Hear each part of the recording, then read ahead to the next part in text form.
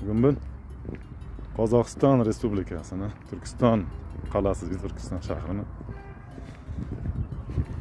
joylashgan juda mashhur islom dinidagi juda chuqur iz qoldirgan bobomiz, bobo kalomimiz Hoji Ahmad Yassaviy qabrlarini ziyorat qilishga kelyapman.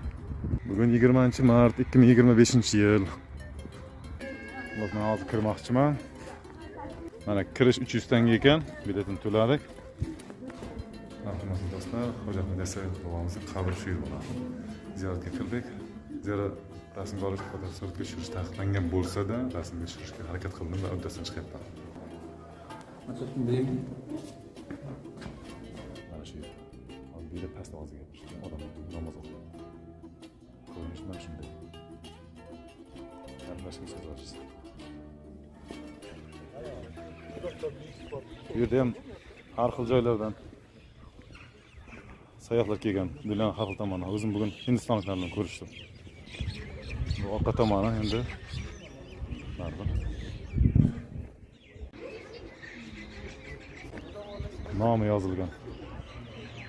Tablichka. Mana bu maqbara Tavkaxon maqbarasi ekan. O'ziga o'xshab turibdi, lekin bu qabr. Tavkaxon xonining qabri deyiladi. Mana bu endi shu Hoji Ahmad Yassaviy bobomizning maqbarasi yonida joylashgan Robiya Sultonbegim maqbarasi.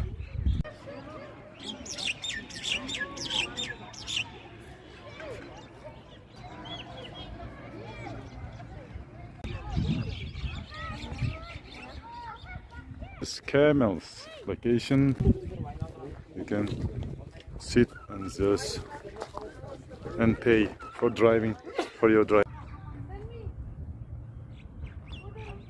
Bu Xilvat masjidi, yer osti masjidi qanday holatda bo'lganligi to'g'risidagi ma'lumot beruvchi rasm mana shunda ko'rsatilgan. Mana bu rasmda Turkiston shahri.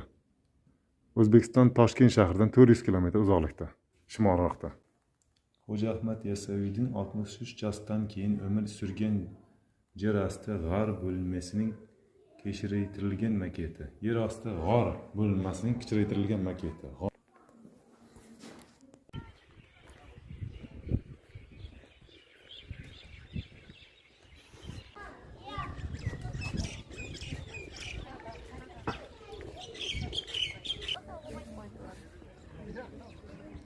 Va ziyoratimni qabul bo'lsin deb duo qilib qo'yingizlar, aziz obunachilar, hamyurtlar.